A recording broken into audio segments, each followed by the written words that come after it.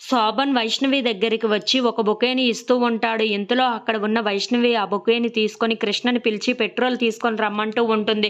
ఇంతలో ఆ మాటలు వినగానే అక్కడ ఉన్న శోభన్ మాత్రం పెట్రోల్ ఎందుకు వైష్ణవి అని చెప్పేసి అయితే అడుగుతూ ఉంటాడు.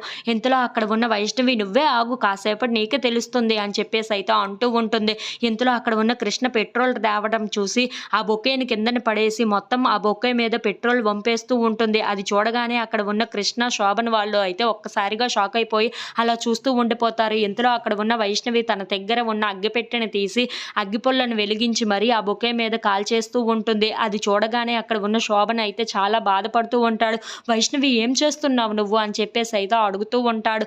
ఇంతలో అక్కడ ఉన్న వైష్ణవి మాత్రం నీ ప్రేమను చూసావా ఎలా కాలిపోయిందో, అంతేని నాకు నీ మీద ఉన్న ప్రేమ కూడా ఇలానే ఉంది. నీ ప్రేమ ఇప్పుడు చూడు బూడిద బూడిద అయిపోయింది. అలాగనే నాకు నీ మీద ఎలాంటి ప్రేమ లేదు అని చెప్పేసి అయితే అంటూ ఉంటుంది. ఆ మాటలు వినగానే అక్కడ ఉన్న శోభన్ అయితే చాలా బాధపడుతూ అలా ఆ బొకేల వైపు చూస్తూ ఉండిపోతాడు. ఇంతలో అక్కడ ఉన్న బొకేస్లో ఒక ఫ్లవర్ కాలిపోకుండా అలాగనే ఉండటం చూసి చాలా సంతోషించి ఆగాగు వైష్ణవి అని చెప్పేసి అయితే అందులో ఉన్న బొకేస్లో ఉన్న ఆ ఫ్లవర్ని తీస్తూ ఉంటాడు. ఇంతలో అక్కడ ఉన్న కృష్ణ మాత్రం ఏం చేస్తున్నావు నువ్వు అని చెప్పేసి అయితే అడుగుతూ ఉంటాడు. ఆ శోభన్ మాత్రం ఆ ఫ్లవర్ని తీసి వైష్ణవి దగ్గరికి వెళ్ళి చూసావా వైష్ణవి నువ్వు ఎంత నా ప్రేమను కాల్చేయాలని చూసినా సరే ఈ ఫ్లవర్ చూసావా అలాగనే ఉంది. నా ప్రేమ కూడా అటువంటిదే.